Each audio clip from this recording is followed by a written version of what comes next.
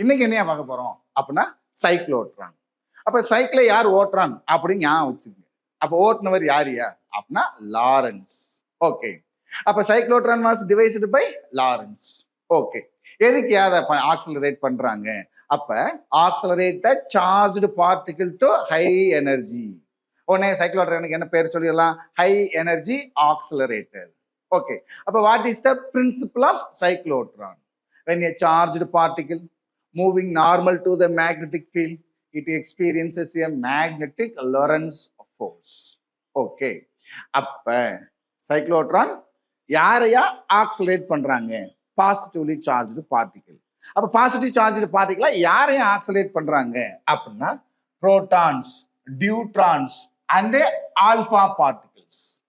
அப்ப கிரிட்டுன்னு சுத்துறதுனால இதுக்கு இன்னொரு பேர் வச்சுக்கலாம், சைக்ளிக் ஆக்சலரேட்டர். ஓகே.